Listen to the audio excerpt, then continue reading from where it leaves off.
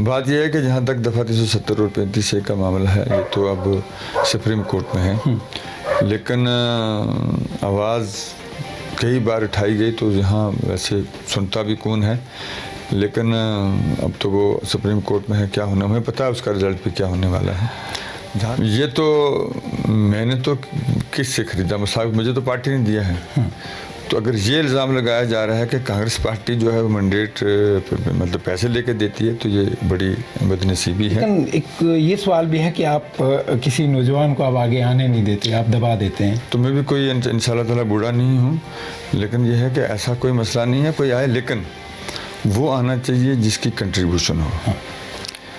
ये जो seat supreme court की है, ये मेरे वालिद मरहूम अल्लाह उनको गरीक रहमत करे, पिछले 1967 से आज तक 2020 तक संभाल के रखी है और कांग्रेस के साथ रहे हैं। इलेक्शन हारना या जीतना एक अलग मसला है। हार भी अच्छी होती है और जीत तो होती ही अच्छी है, हार में भी जीत होती है। जो यहाँ दूसरे लोग मेरे कांग्रेस के, ये कांग्रेस को ख़त्म करने वाले भी कांग्रेसी हैं। कुछ लोग मेरे कांग्रेसी भाई मेरी टांगें खींचते रहे, तो अब उन्होंने यहाँ आके पैराशूट से नहीं जी हम यहाँ, ये हमारा है, ठीक है, लेकिन ऐसे तो नहीं है। जिस आदमी ने 50 साल से ज़्यादा इस बागीचों को संभाल के रखा, इस कुछ लोग मेरे कांग्रेसी भाई मेरी टांगें खींचते रहे, तो अब उन्होंने यहाँ आके पैराशूट से नहीं जी हम यहाँ, ये हमारा है, ठीक है, लेकिन ऐसे तो नहीं है। जिस आदमी ने 50 साल से ज़्यादा इस बागीचों को संभाल के रखा, मसलन क्या ओहदा दिया हुआ है, सेक्रेटरी तो हर जगह होते हैं, पार्टी के AICC के मेंबर जो होते हैं उनको सेक्रेटरी कहा जाता है।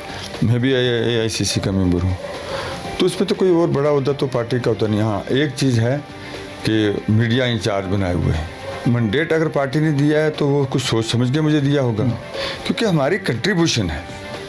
मैं वही बार बार कहता हूँ ना, अगर इनको कोई शौक़ है तो महेंद्र में 72 में मेरे वालिद साहब ने जब यहाँ इलेक्शन लड़ा था महेंद्र और सुप्रीम कोर्ट का, तो वो उस वक्त कांग्रेस की सीट थी। उसके बाद वहाँ आज तक कांग्रेस ने जाए वहाँ मेहनत करें। अगर कांग्रेस के इतना प्यार करते हैं कांग्रेस के साथ, तो मेहनत करें ना, कंट्रीब्यूट करें वहाँ, तो उसके बाद इलेक्शन लड़ें। तो फिर अगर लोगों को फैसला करना है, लेकिन ये एक चीज़ जो संभाल के रखी हुई है कांग्रेस के लिए, पिछली बार 2014 में मैं एक MLA था 6 डिस्ट्रिक्ट से कांग्रेस का, तो ये मेरी कंट्रीब्यूशन उसमें नहीं है, लेकिन जिन्होंने की है तो उनका रिजल्ट तो सामने है। तो जिसने यहाँ देखा भी नहीं है, गाँव का पता नहीं है और कई चीज़ों का पता नहीं है, तो फिर पैराशूट की तरह आ जाना जी के नहीं जी है। बात ओहदे की नहीं होती है। ओहदे तो कांग्रेस में सबसे बड़ा होता है CWC, कांग्रेस वर्किंग कमेटी का मेंबर बन जाना, बाकी ये सेक्रेटरी सुक्री तो चलते रहते हैं।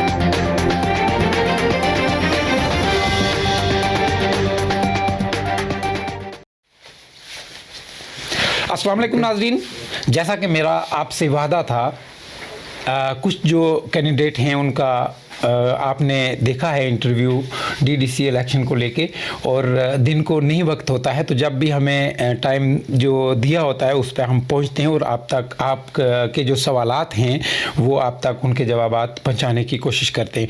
तो आज की घड़ी में जो शख्सियत मेरे साथ बैठे हुए हैं किसी भी तारफ़ का मोहताज नहीं है। जनाब एक्स MLA चौधरी मोहम्मद अकरम लिसानवी साहब हमारे साथ हैं, और इनसे जानेंगे हम कि काफ़ी सारे पब्लिक के जो सवालात हैं, तो आज उनके जवाबात हम इनसे लेके आप तक पहुंचाने की कोशिश करेंगे। अकरम साहब, आपका खैर मकदम है प्रोग्राम में। बहुत शुक्रिया। शुरुआत करते हैं, चूँकि ये इंतखाबात खालस तामीर व तरक्की से मुतल्लिक़ हैं, तो आपका इस हवाले से क्या मंशूर रहेगा? बिस्मिल्लाहिर्रहमानिर्रहीम। जहाँ तक तामीर व तरक्की का मामला है, वाकई ही इंतखाबात जमहूरियत का एक अमल है, और जब इंतखाबात ओवर हो जाते हैं तो तामीर व तरक्की का काम ही शुरू हो जाता है। तरजीहात तो बेसिक जो लोगों को चीज़ें हैं, जैसे बिजली है, पानी है, और जैसे रोड्स हैं, हॉस्पिटल है, एजुकेशन डिपार्टमेंट है, horticulture, agriculture, day to day जो चीज़ें हैं वो भी उनकी तरफ इंशाल्लाह तरजीहात जो हैं वो दी जाएंगी। तो सबसे ज़्यादा आजकल जो डिमांड आ रही है वो है रोड्स की। जी। तो अब रोड्स के भी प्रोजेक्ट जो हैं वो कुछ तो पाइपलाइन में हैं, कुछ अभी DPRs बनानी हैं। जो पाइपलाइन में हैं, जैसे कि CRF सेंट्रल रोड फंड है, इस पिछली सरकार में किसी भी मुस्लिम MLA को वो CRF रोड नहीं मिली। मैं ऑन रिकॉर्ड बात आपको कह रहा हूँ।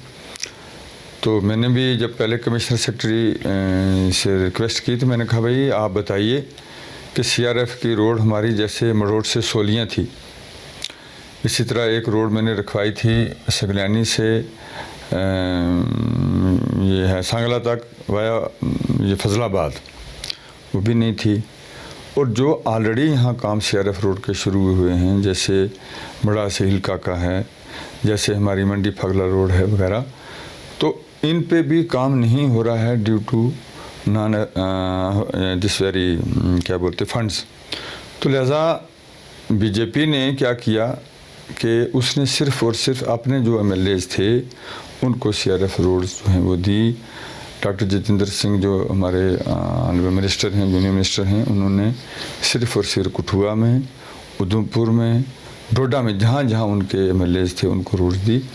तो ये इसको सबसे ज़्यादा तरजीह दी जाएगी। हाँ, क्या आप समझते हैं कि DDC इंतखाबात से बड़े सियासी लीडरान की कुर्सी खतरे में है? जी, मगर मतलब कई जगहों में इंशाल्लाह अच्छा मुकाबला देखने को मिलेगा, तो कुछ की कुर्सी भी खतरे में हो सकती है। अब ये डिपेंड करता है कि पार्टियां कौन हैं। हम तमाम पार्टियों का जो गुपकार डिक्लेरेशन हुआ है, हमारा एक ही मकसद है BJP को रोकना। लेकिन बदकिस्मती है और सुतम ज़रीफ़ी भी ये है कि हम फिर भी इलेक्शन में जो कांग्रेस का वोट है वो NC को ट्रांसफ़र नहीं हो सकता, NC को PDP का भी नहीं हो सकता, ट्रांसफ़र वोट नहीं होता है। लोग नहीं मानते इस बात को, अलायंस तो हो जाता है लेकिन उस पर अमल नहीं होता। तो आपने जो कहा है कि हो सकता है कि कई लीडरों की वाकई हालत जो है वो अच्छी नहीं चल रही। यहाँ अलायंस की बात आई है।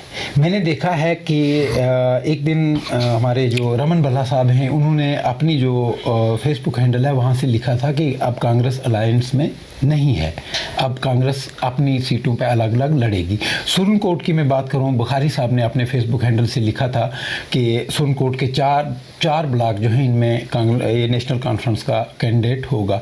तो अलायंस कैसे देखते हैं आप? देखिए जी, जिस वक्त ये अलायंस की बात चली, मेरी जो हाई कमांड है मुझे भी बुलाया गया था जम्मू में, तो वहाँ यही कहा गया था प्रेसिडेंट की तरफ से, हमारी जनरल सेक्रेटरी जो नहीं अब जम्मू कश्मीर को देख रही हैं मिसेज हैं रजनी पाटिल, तो उन्होंने भी कहा था कि अलायंस करना है। हमने सिर्फ नेशनल कॉन्फ्रेंस से करना था, PDP से नहीं करना था। तो PDP ने फिर नेशनल कॉन्फ्रेंस और PDP का अपना था अलायंस जो गुपकार डिक्लेरेशन में हुआ है। अब वो वहाँ हुआ है लेकिन ग्राउंड पे नहीं हुआ। तो रमन भल्ला साहब ने लिखा, इसमें आपसे शक नहीं है कि उन्होंने ये कहा था कि अलायंस अब नहीं है। तो इस वजह से उन्होंने जो बात जो मुझे कहा गया था उस टाइम, जैसे कि सुरन कोट भी है यहाँ हमारी कंस्टिट्यूंसी में, उस पर हमने कांग्रेस का कैंडिडेट नहीं डाला क्योंकि इंस्ट्रक्शन हमें पार्टी की तरफ से ये थी कि एक सीट जो थी वो होगी फ्रेंडली, जो जिस भी पार्टी का ये सिटिंग MLA होगा उसको 2 सीटें मिलेगी, एक जो होगी वो अपोजिशन वालों को मिलेगी। लेकिन सुरन कोट में B में हमने कैंडिडेट इस वजह से नहीं डाला कि वहाँ अलायंस की बात थी, लेकिन वो अब अलायंस रहा नहीं है। इसमें लसाना ब्लॉक में इसने कांग्रेस का कैंडिडेट था, लेकिन वहाँ भी नेशनल कॉन्फ्रेंस ने अपना कैंडिडेट डाल दिया है। तो फिर अलायंस जो होना चाहिए था वो ग्राउंड पे नहीं है और इसके अच्छे नतीजे नहीं आएंगे। हाँ, इससे जाहिर है कि नेशनल कॉन्फ्रेंस का अलायंस जो है वो इंडियन नेशनल कांग्रेस की सपोर्ट में नहीं है। इससे आगे हम सवाल पर चलते हैं। अगर खस्ता हाली की बात की जाए, अरसा 70 साल से मैं पूरे पीर पंचाल की बात करूँगा, ख़ासकर अपने ज़िला की बात करूँगा, तो सब ज़िला अस्पताल, सरकारी स्कूलों की खस्ता हाली क्या वजूहात हैं और इन्हें दूर करने के लिए आपने आज तक क्या क्या और आइंदा क्या तरजीहात हैं? देखिए, जहाँ तक हॉस्पिटल्स की बात है, डिस्ट्रिक्ट हॉस्पिटल भी उतना अच्छा नहीं है, फैसिलिटीज़ अवेलेबल नहीं हैं। जो हमारे सब डिस्ट्रिक्ट हॉस्पिटल्स हैं उनकी हालत तो उससे भी खस्ता है। देखिए, हर चीज़ होती है फंडिंग पे। जब आपके पास फंड ही नहीं है तो आप कैसे किसी भी अदारे को कैसे आप रन करेंगे, नहीं चल सकता है। हॉस्पिटल में मशीनें जो हैं, अगर मशीन है भी तो टेक्नीशियन नहीं है, डॉक्टर नहीं है।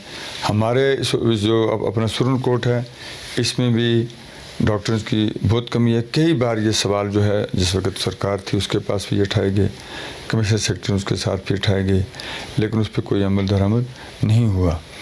तो एजुकेशन का भी यही मामला है कि स्कूल बिल्डिंग्स आप देखेंगे इतनी उनकी खस्ता हालत है कि ये कहता है कि आदमी के बच्चे पता नहीं कब ये बिल्डिंग गिरेगी और कहीं उनकी अल्लाह न करे कि नुकसान हो सकता है। तो इसकी वजह जो है वो जो R&B की बिल्डिंग्स हैं वो अच्छी हैं, इसमें कोई शक नहीं है। जो ये दूसरी बिल्डिंग्स बनाई गई हैं रमसा के तहत हैं या जो ठेकेदारों ने विद डिपार्टमेंट में बनाई हैं रमसा में, वो उनका काम अच्छा नहीं हुआ है क्योंकि वो मेरे हिसाब से कि करप्शन उसमें ज़्यादा है जिसकी वजह से वो बिल्डिंग अच्छी नहीं बनी। तो जब बिल्डिंग नहीं है तो फिर बच्चे कैसे बैठेंगे?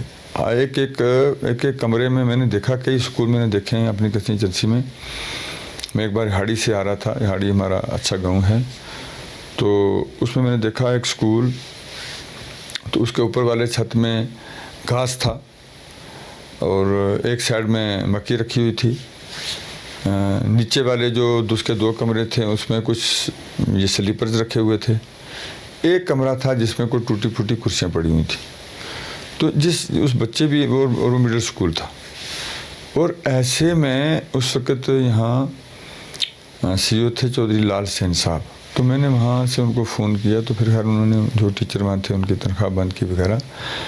बात वो करने की नहीं है कि उसने क्या किया, बात ये है कि अगर ख़ुद जो टीचर्स हैं या जो बच्चों के पेरेंट्स हैं या जो बच्चे हैं, उनको जब ये एहसास नहीं होगा कि हमारे स्कूल में घास भी रखा जाता है, गाय को भी बांधा जाता है, भैंस को भी बांधा जाता है, तो फिर आप सोच लीजिए कि कैसे ये तालीम होगी और कैसे ये बिल्डिंग्स रह सकती। घास के हवाले से अगर मैं बात करूं, लठूंग PHC, new type of PHC, वहाँ अंदर लास्ट टाइम एक बार मैंने वहाँ से वीडियो चलाई थी, लाइव वीडियोस में डिप्टी कमिश्नर पुंछ को मैंने कॉल भी की थी। उन्होंने मुझे यकीन दिलाया था कि इस पे हम एक्शन करेंगे, लेकिन नहीं हुआ।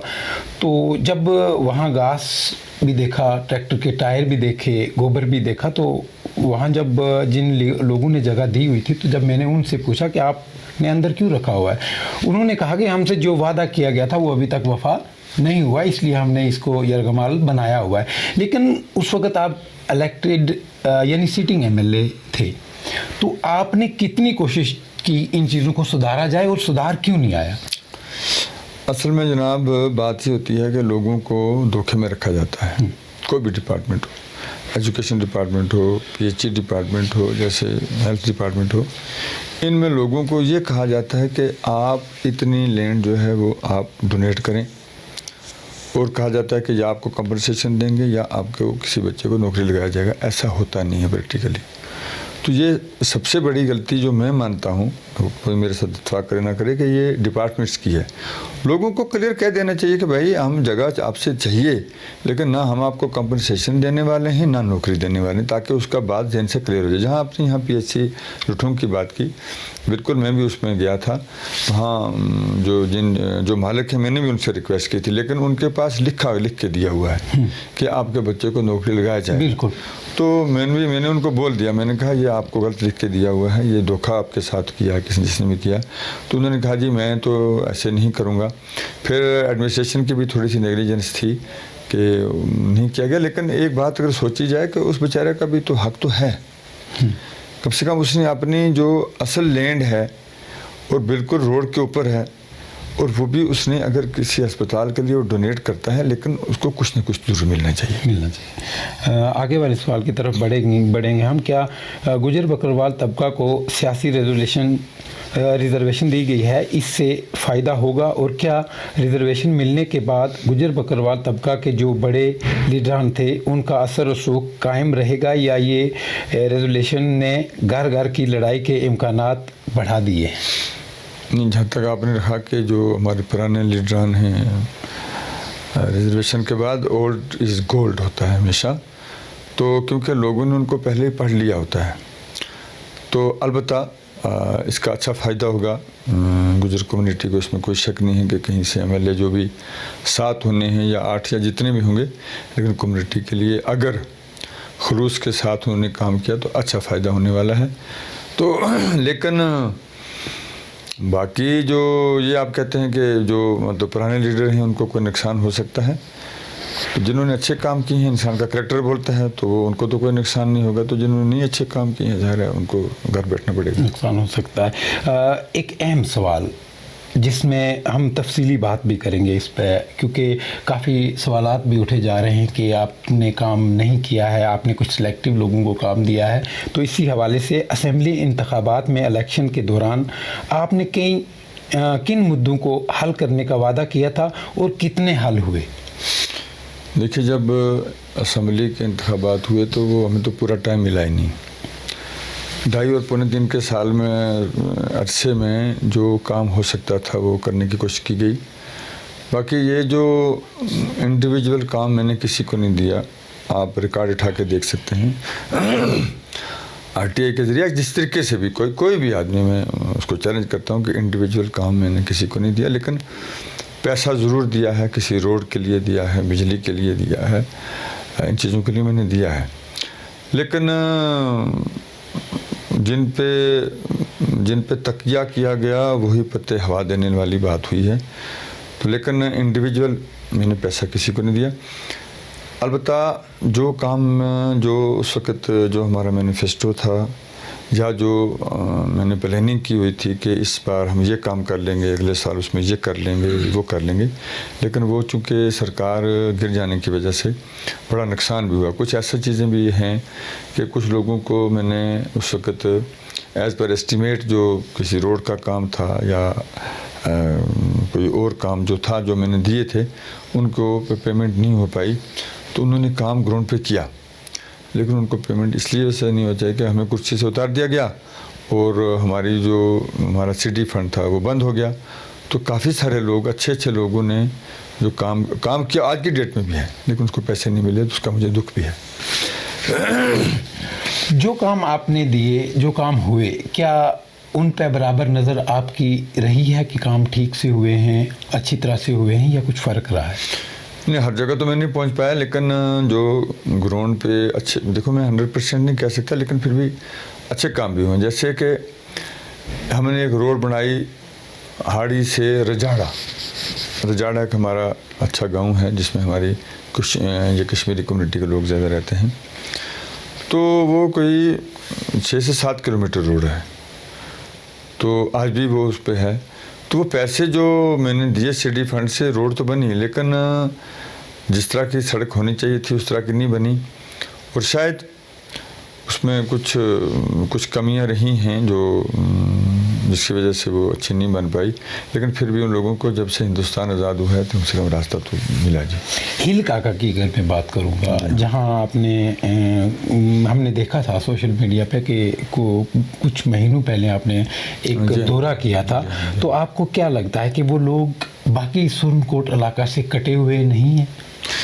बिल्कुल कटे हुए हैं जनाब, और उनकी जो रोड है वो मेरे लीडर उस वक़्त गुलाम नबी आज़ाद साहब यूनियन मिनिस्टर थे, वो सिलसिले में आए थे वहाँ, तो उन्होंने ये रोड जो है इसको सैंक्शन कराया था। लेकिन उसके बाद आज तक पहले था जी कि उसमें आती फॉरेस्ट लैंड आई, लेकिन फॉरेस्ट वालों ने कंपनसेशन दे दिया गया। अब जो है हिल काका वालों की वो रोड कई साल से बंद है due to lacking of funds. तो मैं जब गया था तो हम पैदल गए थे यहाँ मड़ा से। अब मड़ा की एक रोड थी हमारी जो बफलियात से कलाली है, अब वो उसकी बड़ी कोशिश कर करके जहाँ तक हो सकता था, लेकिन अब शुक्र खुदा का ये है कि उस पर काम शुरू हो गया है। कलाली से आगे जहाँ हिल काका का रास्ता जाता है वो बिल्कुल मुश्किल रास्ता है, और मैं हैरान हूँ कि वो लोग आज की डेट में भी, आज के महीने में भी कुछ फैमिलीज़ वहाँ रहती हैं, और वो उनकी हालत देखकर इंसान को रोना आता है। ना वहाँ बिजली है, ना रास्ता है, ना मतलब कोई फैसिलिटी उनको नहीं है। वो हिंदुस्तानी शहरी। इसमें एक सवाल ये भी उठता है कि जैसे नज़दीक जो रोडें दी आपने, वो सारी इकट्ठी करके हिल काका को भी जा सकती थी? नहीं, नो। अगर मैं पूरे 6 साल का जो टेनवर है ना, उसका मैं 3 करोड़ मिलता था, 18 करोड़ में भी मुझे नहीं लगता कि हिलका तक रोड पहुँचते हैं, क्योंकि हिलका का एक ऐसा रिमोट एरिया है और असल में रोड जरूर बनते हैं, वहाँ हमारी आर्मी भी है, लेकिन ड्यू टू मिलिटेंसी जो ऑपरेशन सर्वनाश हुआ था उसके बाद जो है किसी गवर्नमेंट ने उसकी तरफ से नहीं तवज्जो दी। आर्मी ने बहुत बार लिखा था कि भाई इन लोगों को हमें भी रोड होनी चाहिए, लेकिन कुछ लैक ऑफ फंड्स की वजह से ये नहीं हुआ। लेकिन उनकी हालत जो है उन लोगों की बड़ी खस्ता है, इसमें कोई शक नहीं है और उसमें मैं खुद अपने आप को भी जिम्मेदार समझता हूँ कि भाई उन लोगों तक, लेकिन मैं 2.5 साल में क्या कर सकता था। अच्छा सुतम ज़रीफ़ी आप देखिए कि उनका मैक्सिमम लोगों का BPL नहीं APL मिल गया है, APL में तो ये दुख होता है ना, कहो कि वो कहाँ का कोई मुलाजिम है ना कुछ है, स्कूल की बुरी हालत है, तो वहाँ ज़रूरी है, मैं एडमिनिस्ट्रेशन से आपके माध्यम से कहना चाहता हूँ कि उस तरफ तवज्जो दी जाए, उन लोगों की तरफ ज़रूरी है। यूथ की मैं बात करूँगा, हमारे पास अच्छा खासा यूथ का असासा है जिसमें अल्लाह के फजल से माशाल्लाह अच्छा पढ़ा लिखा यूथ है जो अभी भी बेरोज़गार है, तो इसके लिए क्या वाजिया पॉलिसी रहेगी? खासकर मैं सुरनकोट के 4 ब्लॉकों के यूथ की बात करूँगा। सर देखिए, हम लोग जो हैं, जो हमारे सुरनकोट की अपने डिस्ट्रिक्ट की बात करता हूँ, हम सिर्फ पढ़ाई करते हैं कि हमें नौकरी मिल जाए। आज के दौर में नौकरी मिलनी तो सोचना मिलना चाहिए कि भाई मुझे नौकरी मिल सकती है, इतना कंपटीशन, एक घर में कंपटीशन। अब तो ये जो दफ़ा 370 को उठाने के बाद या 35 को उठाने के बाद तो बाहर के लोग भी यहाँ आएंगे। वहाँ कंपटीशन, जहाँ हमें अपने घर में दोनों भाइयों का कंपटीशन होता था, अब हमें बाहर वालों से भी लड़ना है। तो उस लिहाज से लोगों को बिजनेस है उसके अवेयरनेस नहीं है यहाँ। हमारा यहाँ हॉर्टिकल्चर का बहुत सा स्कोप है, मैं लोगों को कहता रहता हूँ, पढ़े लिखे लोगों को भी, मगर वो इतनी दिलचस्पी नहीं लेते हैं।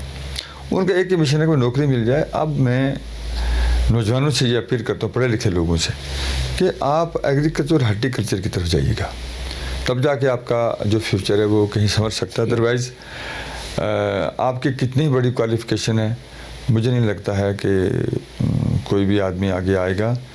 मकदर अपना अपना है, लेकिन जो मुझे लगता है कि हमारे बच्चों का फ्यूचर अब बिल्कुल डार्क है, चाहे वो कोई भी फील्ड हो। इसलिए मुझे भी अपील करता हूँ कि आप बिज़नेस की तरफ आज ही सोचिए और हॉर्टिकल्चर को अपना अच्छे तरीके से उसमें काम कीजिए, उसका अच्छा स्कोप है। कुछ देर पहले मेरे पास कुछ लोग आए थे, तो उस वक़्त खैर मेरे से मुलाकात नहीं हुई, मेरी फ़ोन पे बात हुई थी। फिर चंद दिन पहले जो हमारे PDP के कैंडिडेट हैं मकसूद भट्टी साहब, उनका जब इंटरव्यू किया तो उन्होंने एक ये चीज़ कही है कि MLA साहब ने एक अलाविया स्कूल था जो यहाँ से उठा के, जिसमें सुरनकोट का हक था, वो यहाँ से उठा के शिंदरा दिया है। तो ऐसी क्या वजह है कि अपने घर से उठा के अगर चीज़ कोई बाहर दे दे? देखिए सर, कोई भी बिल्डिंग है वो उसके लिए लैंड चाहिए। अब जहाँ ये स्कूल जो आपने बताया है कलविया, इसके लिए 160 कनाल लैंड चाहिए थी। तो सुतम ज़रीफ़ी ये है कि मकसूद साहब ने जो बोला है, हाड़ी मरोड़ पुरी में लुठोंग से ऊपर जो दरिया से पार का इलाका है, उसमें कहीं भी 160 कनाल लैंड नहीं है। तो जब मुझे ये पता लगा तो मैंने रेवेन्यू वाले से बात की थ्रू DDC पुंछ, उन्होंने ACR साहब को भी बुलाया। तो मैंने कहा जी सुरनकोट में ये जगह हमारी जड़ा वाली गली के साथ है, तो वो अच्छी जगह है, आप वहाँ कोशिश कीजिए। फिर जब वो रिपोर्ट आई तो वहाँ 160 कनाल लैंड नहीं थी, 30 से 35 कनाल बताई गई, जो मुझे उन्होंने वो सच भी है। फिर तलाश शुरू होगी, हाड़ी मरोड़ में किसी भी जगह 160 कनाल ज़मीन अवेलेबल ना है ना थी। इस वजह से जब अब स्कूल जो था वो एडमिनिस्ट्रेशन ने ये कहा कि अगर लैंड नहीं मिलती है तो उसको किसी और डिस्ट्रिक्ट में शिफ्ट किया जाए। अब मैंने कहा ये तो बड़ी मुश्किल आ गई। तो ऐसे ही पता लगा कि भाई शिंदरा के अंदर 300 से ऊपर कनाल लैंड जो है वो रेवेन्यू की लैंड है और बिल्कुल खाली है। तो मैंने कहा ये अच्छी बात है, कम से कम अपने डिस्ट्रिक्ट में क्या अपनी तहसील में तो स्कूल रहेगा वो। तो इस वजह से वो शिंदरा में क्योंकि अच्छी लैंड भी थी, अब तो वो इसलिए मैंने वहाँ कहा था कि कहीं ये स्कूल जो है ये कहीं मेंढर या हवेली या कहीं चला जाए, ये सुप्रीम कोर्ट के अंदर रहना चाहिए। वैसे भी जिसको पढ़ना है वो कहीं भी हो उसको वो पढ़ लेगा। लेकिन मेन जो आपने कहा है कि आप कहते हैं कि वहाँ क्यों शिफ्ट किया, उसकी यही वजह थी एक ही कि लैंड ना होने की वजह से। 2 दिन पहले एक मेरी डिबेट थी, लाइव डिबेट, तो उसमें कॉलर्स की कॉल्स भी ली थी हमने, काफ़ी सवाल आए थे, जिसमें एक अहम सवाल तो सारे अहम थे, लेकिन सबसे ज़्यादा अहम मुझे ये चीज़ लगी कि वहाँ इरशाद काजी साहब हैं हमारे, उन्होंने एक सवाल किया कि आप इनसे पूछिए कि क्या आपके पास कोई जलसागाह है, क्योंकि आपको इस वक्त लोगों के घर घर जाना पड़ रहा है, क्योंकि ऐसी यहाँ चीज़ होनी चाहिए, ऐसा ग्राउंड होना चाहिए था जिसमें पॉलिटिकल रैली हो, जिसमें खेल कूद, क्रिकेट खेली जाए, वॉलीबॉल, हॉकी खेली जाए, लेकिन ये सवाल है कि क्यों नहीं है। फिर वही बात आ गई सर के लैंड की। सुप्रीम कोर्ट के अंदर जो हमारी कंस्टिट्यूंसी है ये पुशाने से लेकर कुलाई तक है, कहीं एक कनाल जगह भी अवेलेबल नहीं है जहाँ कोई बिल्डिंग बनाई जाए। कॉलेज की बिल्डिंग है, आप देख लीजिए, नहीं जगह मिली तो 5 करोड़ से वो लैंड प्राइवेट आदमी से खरीदी गई, फिर तब जाके कॉलेज बना। ग्राउंड जो था पहले यहाँ आर्मी का जो हमारा हेलीपैड था उसके ऊपर वही ग्राउंड था हमारा, हम सब लोगों का, तो चलो बच्चे सवेरे शाम खेलते भी थे, तो अच्छा मसला था।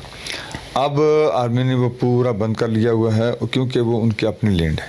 जो रिकॉर्ड देखा गया जिस वक्त यहाँ डीसी हारून साहब थे, वो अच्छे आदमी थे, तो यहाँ बच्चों ने स्ट्राइक की हुई थी, तो मुझे भी इत्तेफाक हुआ, मुझे भी बुलाया, मुझे जाने का, वहाँ हमने रिकॉर्ड जाके देखा, आर्मी के ऑफिसर भी थे, तो पता लगा कि ये सारी लैंड जो है ये आर्मी के नाम इसका इंतकाल हो चुका है, जिस वजह से उन्होंने अपना सब कुछ बंद कर लिया। अब मैंने शुरू करवाया था वहाँ चिराला में ग्राउंड, तो उसमें कुछ काम हुआ, लेकिन पैसे ना होने की वजह से वो काम अभी तक बंद है। आप यकीन करिए कि ये जो हमारा एक वहाँ साथ में बन रहा है AMT स्कूल, उसकी बिल्डिंग के लिए भी यहाँ जगह नहीं थी जो वहाँ जाके चलाना, और वो फ्लड जोन एरिया है, ये नहीं है कल भी कितना बड़ा फ्लड क्या बताए तो सब कुछ भाग कर ले जा भी सकता है। आज करने का मतलब यह कि कहीं कोई जगह नहीं है, जगह है लेकिन दरिया के आसपास है, बेला जिसको हम बोलते हैं उसमें है, और कहीं नहीं है। लिहाजा जो पार्क का ग्राउंड है, फिर भी अगर उसमें फंडिंग हुई तो वो अच्छा बन जाएगा, something is better than nothing, बाकी कहीं जगह नहीं है, सच बात है।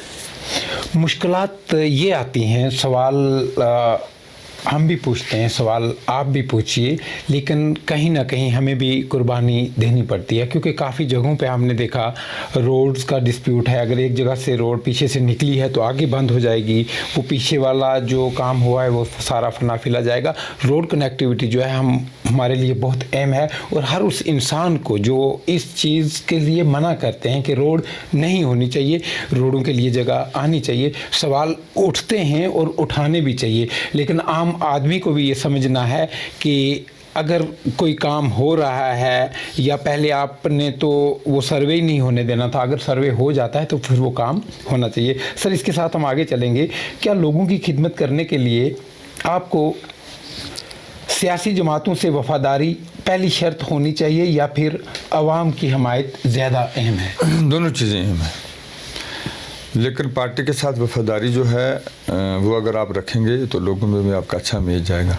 ये जो गंगा गया गंगा राम, जमुना गया जमुना दास, सवेरे उधर शाम उधर, इसमें इंसान की क्रेडिबिलिटी भी नहीं रहती है, और लोग भी समझते हैं यार कि ये कोई अपने मतलब के लिए इधर उधर दौड़ रहा है।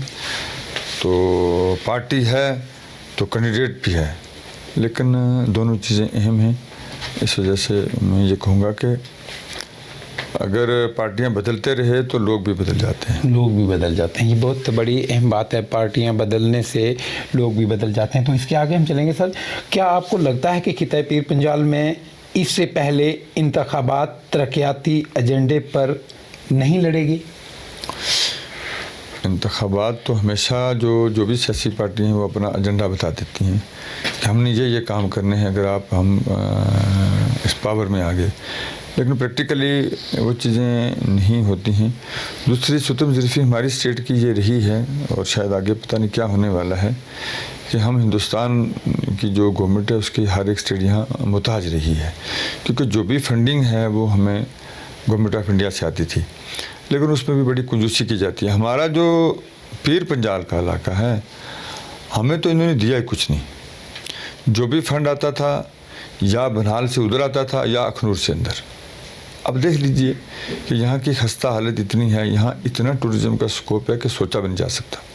उसकी तरफ कोई तवज्जो नहीं दी। बड़ी बार जब असम्बली में तो कोई 3-4 बार ही मौका मिला मेरे ख्याल में बैठने का, तो हर एक ने ये सवाल उठाया। मैंने भी कोशिश करता रहा कि भाई ये हमारा जो इलाका है इसमें टूरिज़्म का बहुत स्कोप है, लेकिन कुछ नहीं हुआ। और हम बस वही, हमें भी अखनूर से इधर के लोगों को और कश्मीर वाले उधर हमें समझते हैं कि इनका ये तो ऐसे ही हैं बेचारे, इनको कुछ देना नहीं है।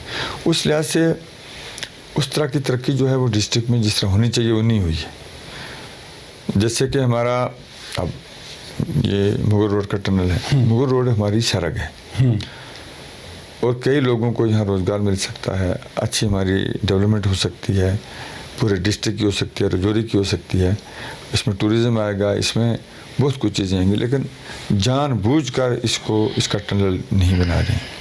जो जिला जैसी जगह में बना, मैं नहीं कहता वहाँ भी ज़रूरी था, लेकिन ये भी बहुत ज़रूरी है।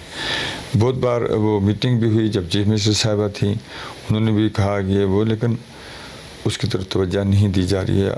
समझ में बात नहीं आती है कि क्यों यही टनल जो है इसको हमेशा की तरह रोकने की कुछ रुकावटें खड़ी की जाती है। नाज़रीन, टूरिज़्म की बात की जैसे अकरम साहब ने, तो मैं आपको बताऊं कि बहुत बड़ा पोटेंशियल है टूरिज़्म का खिता पीर पंजाल के अंदर। मैं अगर बात करूं, हमारे यहाँ एक मोहिन मनास जी हैं, वो एक्सप्लोर करते हैं इन चीज़ों को। डिस्कवर पुंछ है, आप वहाँ देखें जाके कितना एक्सप्लोर करते हैं इन चीज़ों को। तो मुझे उम्मीद है कि आप तमाम लोग भी इस चीज़ पर फोकस करेंगे कि जब सब मिल के आवाज़ ऊंची होगी तो फिर हमें कोई ना कोई मकाम हासिल होगा। और सर, मुझे लगता है कि अगर टूरिज़्म के मैप पर पुंछ रजौरी आता है, पीर पंजाल आता है, तो कहीं ना कहीं अनएम्प्लॉयमेंट में बड़ा फ़र्क पड़ेगा। बेशक इसमें बहुत बड़ा फ़र्क पड़ेगा, लेकिन इस चीज़ के लिए यूनाइट होना बहुत अहम है।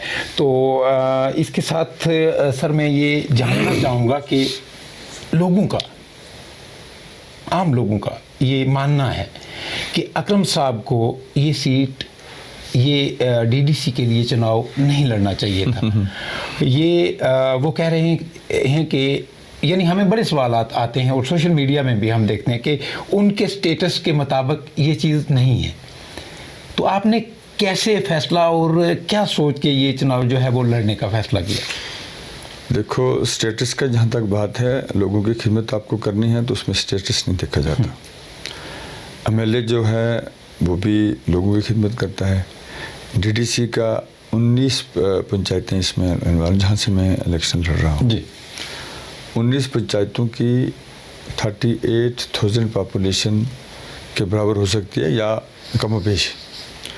तो क्या वो 38,000 लोग जो हैं उनकी डिमांड्स के लिए आपको आवाज़ नहीं उठानी है?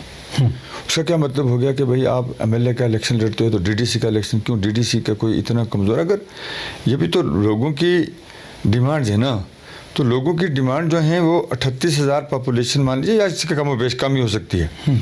तो क्या उनकी बातें जो हैं वो इंसान नहीं सुन सकता है? क्या उनकी जो ग्रेवेंसेज हैं जो कहीं नहीं हो रही हैं, क्या उनके लिए आवाज़ नहीं उठानी चाहिए? मैं इसीलिए इसमें कूदा हूँ। दूसरे, ऑपरेशन जो है छोटा हो बड़ा हो ऑपरेशन ही होता है, लेकिन ये कह देना कि नहीं जी ये असम्बली का इलेक्शन है तो उसमें नहीं, जो इसमें क्यों आगे, ये सिर्फ़ और सिर्फ लोगों की खिदमत के लिए। इससे पहले भी मैं आया हूँ और ये इलेक्शन मैंने सोच के यही किया है कि लोगों की खिदमत की जाए। तो मेरा तो यही मानना है कि देखिए, मैं आपको एक मिसाल छोटी सी देता हूँ कि एक आदमी है, एक तरफ 20 आदमी हैं, उनको पानी की प्रॉब्लम है जी। एक तरफ एक आदमी है, उसको अपने बिजली का बिल देना है, वो उसमें फंसा हुआ है। उसको उस 20 आदमी की प्रॉब्लम से कोई लेना देना नहीं है, उसको अपने वो बिजली का बिल जो है उसकी परेशानी रहती है। अब जो भी आदमी इन पावर होता है, चाहे वो डीडीसी का मेंबर हो चाहे एमएलए हो, वो क्या उन 20 की बात सुनेगा क्या? एक की नहीं सुनेगा। यही फ़र्क है यहाँ एमएलए और इसमें मैं कोई फ़र्क नहीं समझता हूँ। वो भी पब्लिक की यानी खिदमत है, उसमें थोड़ी सी ये थी कि कंसिस्टेंसी बड़ी हो जाती थी। तो ये भी तो लोगों की खिदमत है। तो ये कह देना नहीं जी एमएलए का इलेक्शन जो वो इतना बड़ा है तो ये नहीं। मेरे लिए कोई भी इलेक्शन है वो बिल्कुल उसी तरह का है जैसे एमएलए का है, जैसे ये डीडीसी का है, जैसे डीडीसी का। दफ़ा 370 और 35A की अगर हम बात करें, लोगों का ये भी मानना है कि आपने कोई उसके लिए आवाज़ बुलंद नहीं की। और इसके साथ दूसरी बात, जब कोविड का दौर चल रहा था, लॉकडाउन था, तो उसमें भी कि आपकी रसाई जो है वो लोगों तक नहीं हुई। हम जवाब चाहेंगे इस पर। बात यह है कि जहाँ तक दफ़ा 370 और 35A का मामला है, ये तो अब सुप्रीम कोर्ट में है, लेकिन आवाज़ कई बार उठाई गई तो यहाँ वैसे सुनता भी कौन है, लेकिन अब तो वो सुप्रीम कोर्ट में है, क्या होना हमें पता है उसका रिज़ल्ट भी क्या होने वाला है। जहाँ तक ये कहा गया कि कोविड के अंदर मुझे एक्सीलेंट मिला है अपनी पार्टी की तरफ से, जो हमने यहाँ काम किया, और अच्छा रिकॉर्ड है मेरे पास। अगर आप उसको देखना चाहेंगे कि हमने डुगरा से लेकर कलाई तक लोगों को राशन भी दिया, और उसके साथ खाने पीने की जो आइटम्स थी वो भी दी, कपड़े भी हमने दिए, और कुछ लोग कश्मीर से थे उनको भी बहुत अच्छे तरीके से सेवा की गई। कश्मीर के 2-3 इससे डिस्ट्रिक्ट से लेबर आई हुई थी जो मुख्तलिफ जगहों में रह रही थी, तो उसमें अगर कोई दिखावा हमने नहीं किया, ये भी दिखावे पे बिलीव नहीं करते, वो हमने नहीं किया। लेकिन जिस तरह से मेरी पार्टी ने हमें जो कहा था कि आपने इस तरह से काम किया, अगर कहीं आपने ऐसा काम किया है तो आप उसकी वीडियो हमें भेजिए, तो मैंने अपने पार्टी प्रेसिडेंट जी अमीर साहब को भेजी थी, फिर उन्होंने वो दिल्ली भेजी, तो मुझे जो जवाब आया, आदमी मेरे पास वो सर्टिफिकेट मौजूद है, उन्होंने लिखा उस पर कि एक्सीलेंट जॉब। तो जितनी तरह से खिदमत अगर किसी की करनी है तो दिखावे से नहीं करनी चाहिए, क्योंकि देखने वाला देख रहा है, तो वो ज़हन में बात रख के करो आप, तो वो खिदमत भी, वो सदका भी, वो जो भी आप कर सकते हो वो अच्छा है, कि बजाय उसके कि भाई उसकी वीडियो बना लेनी, उसको वहाँ वायरल कर देना।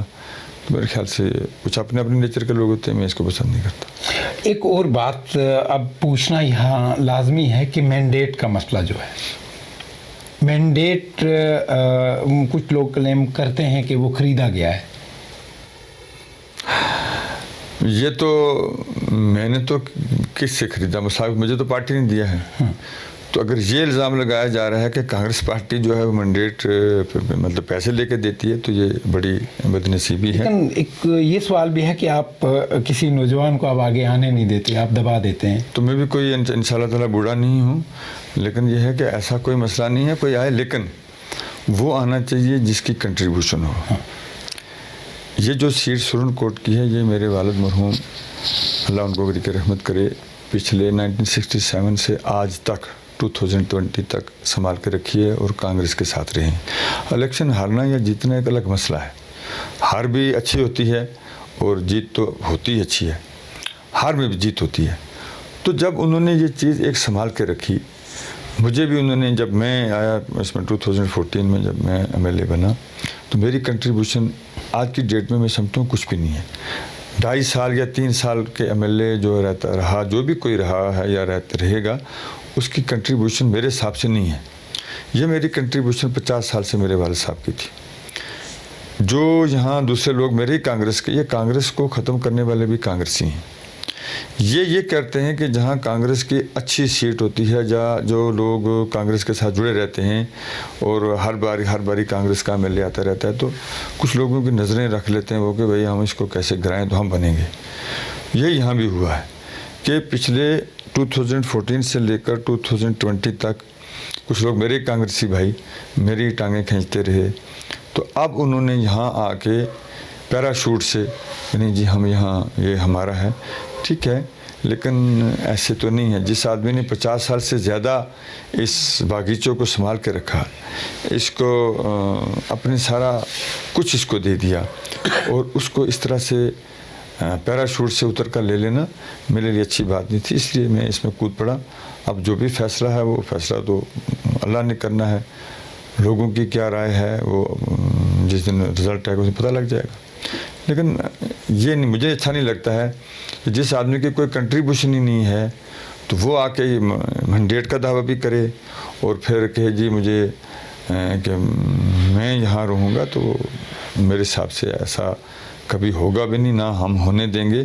जब भी इलेक्शन होगा हमने लड़ना है। नहीं, पार्टी ने तो काफ़ी उहदों पे फाइज किया हुआ है उनको, अभी तक पार्टी से कोई नोटिस भी नहीं आया या उन्होंने रिज़ाइन भी नहीं किया, तो फिर कंट्रीब्यूशन क्यों नहीं है? अगर कंट्रीब्यूशन नहीं होती तो पार्टी उनको अच्छे ओहदे कैसे देती, वो भी 2-2, 3-3, 4-4 ओहदे?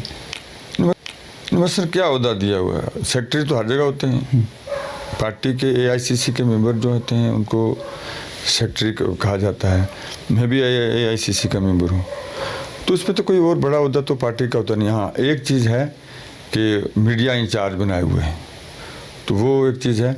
अब दूसरी बात ये है कि देखिए ना, मैंडेट अगर पार्टी ने दिया है तो वो कुछ सोच समझ के मुझे दिया होगा, क्योंकि हमारी कंट्रीब्यूशन है। मैं वही बार बार कहता हूँ ना, अगर इनको कोई शौक़ है तो महेंद्र में 72 में मेरे वालिद साहब ने जब यहाँ इलेक्शन लड़ा था महेंद्र और सुरनकोट का, तो वो उस वक्त कांग्रेस की सीट थी। उसके बाद वहाँ आज तक कांग्रेस ने जाए, वहाँ मेहनत करें। अगर कांग्रेस के इतना प्यार करते हैं कांग्रेस के साथ, तो मेहनत करें ना, कंट्रीब्यूट करें वहाँ, तो उसके बाद इलेक्शन लड़ें। तो फिर अगर लोगों को फैसला करना है। लेकिन ये एक चीज़ जो संभाल के रखी हुई है कांग्रेस के लिए, पिछली बार 2014 में मैं एक MLA था 6 डिस्ट्रिक्ट से कांग्रेस का, तो ये मेरी कंट्रीब्यूशन उसमें नहीं है, लेकिन जिन्होंने की है तो उनका रिजल्ट तो सामने है। तो जिसने यहाँ देखा भी नहीं है, गाँव का पता नहीं है और कई चीज़ों का पता नहीं है, तो फिर पैराशूट की तरह आ जाना जी के नहीं जी है। बात ओहदे की नहीं होती है। ओहदे तो कांग्रेस में सबसे बड़ा होता है CWC, कांग्रेस वर्किंग कमेटी का मेंबर बन जाना। बाकी ये सेक्रेटरी तो चलते रहते हैं। बिल आखिर लास्ट में आप पब्लिक को क्या मैसेज देना चाहेंगे? मैं अपनी पब्लिक को ये मैसेज देना चाहता हूँ, इलेक्शंस के हवाले से अगर आप पूछते हैं तो वो उनको हक का फैसला, हक के लिए वोट देना चाहिए। और क्योंकि कांग्रेस पार्टी ने आप लोगों की बहुत खिदमत की है और वही इस मुल्क को भी चला सकती है, इसलिए उनको कांग्रेस को ही वोट देना चाहिए, ताकि आप लोगों के काम भी आ सकें, आप लोगों की आवाज़ जो है वो उठाई जा सके।